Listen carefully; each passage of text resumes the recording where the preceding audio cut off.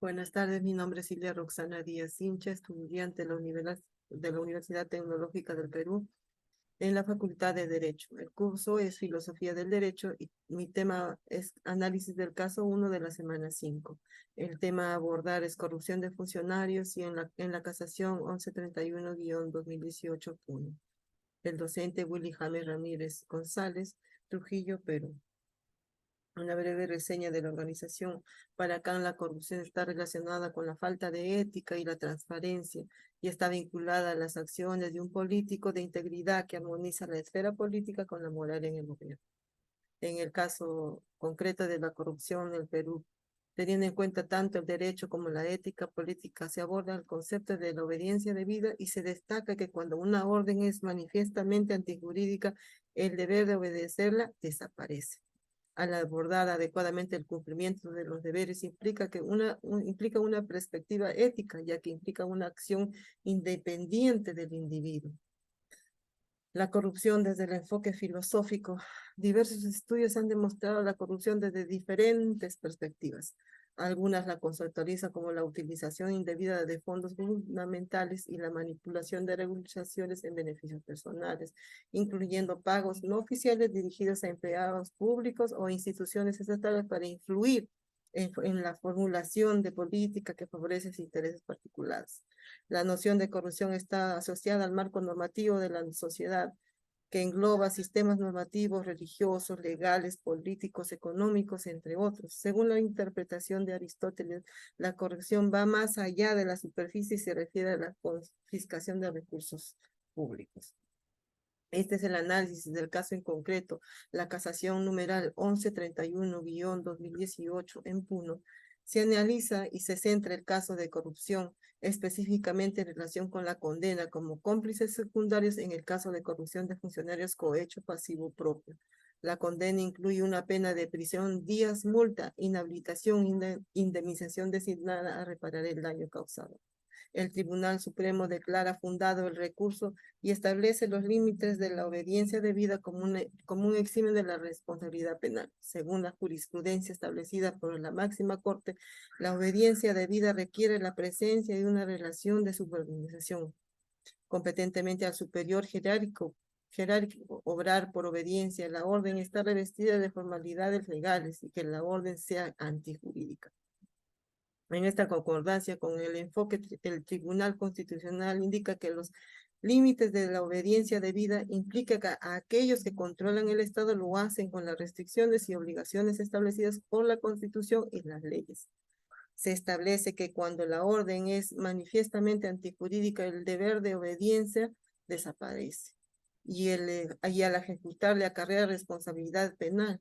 Esta percepción de legitimidad de una solicitud que en realidad es ilegal no conlleva consecuencias penales y es obligatoria para quien lo recibe. La infracción debe ser evidentemente para la persona que la recibe, es decir, no permite una interpretación opuesta.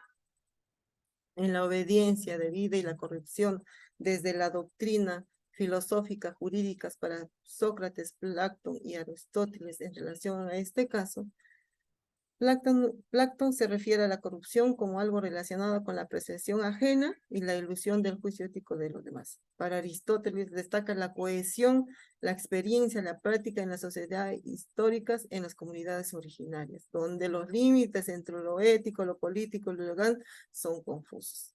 Se manifiesta que la corrupción surge cuando chocan dos sistemas éticos y también se atribuye a la falta de fortaleza de los principios morales en las comunidades. En este caso concreto, se hace referencia al delito de cohecho como un conjunto de delitos relacionados con la compra de la función pública. Se menciona la obediencia debida como un elemento liberador de responsabilidad para la persona subordinada. Siempre y cuando la orden no sea claramente ilegal, se discute la esencia jurídica de la obediencia debida y que se plantea que puede ser una causa que ampare una razón para excluir la culpabilidad. En el contractualismo social y obediencia debida desde el análisis de este caso planteado. Según el planteamiento de Kant, el derecho y la moral tienen una concordancia en relación con su estructura. El derecho constituye un factor externo, mientras que la moral reclama una cohesión interna más personal. Ambos se complementan en la formación de individuos que buscan el bien común. Para Kant distingue entre lo político y lo moral y lo moralista político. El primero internaliza los preceptos morales en sus estatales, promoviendo la transparencia y los asuntos estatales y personales. El segundo considera que la moral es meramente retórica y carece de validez, lo que fomenta la corrupción al manejar asuntos estatales y personales en secreto.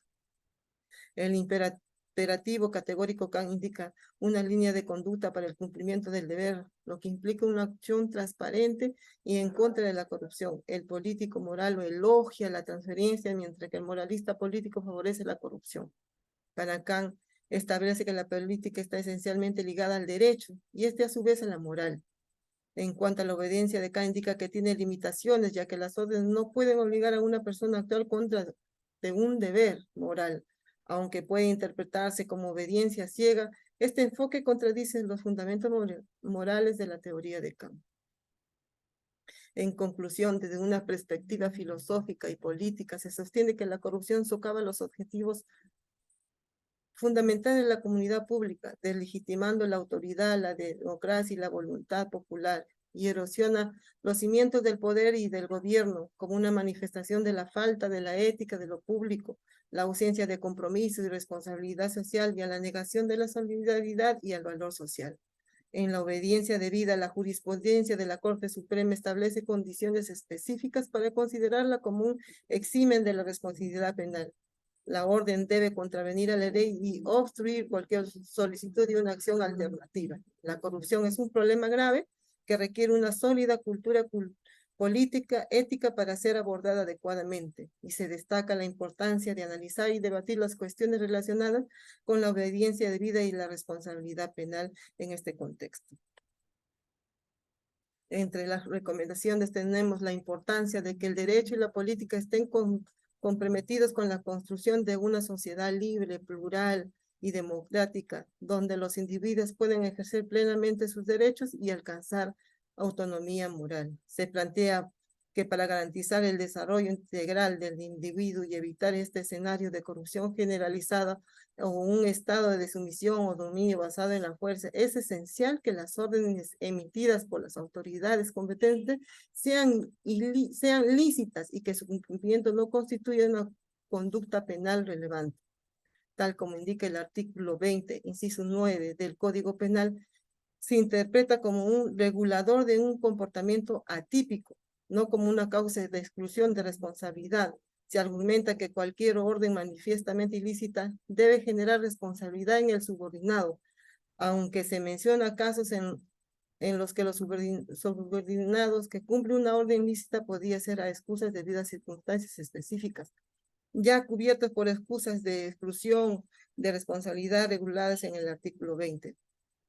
Se sostiene que en el examen de obediencia debida debería ser derogada, ya que el artículo en cuestión regula una causa de atipicidad y no de exclusión de responsabilidad penal, lo que contribuiría a alcanzar la ética, la moral en el ejercicio del poder político y el derecho en una sociedad democrática y plural. Gracias.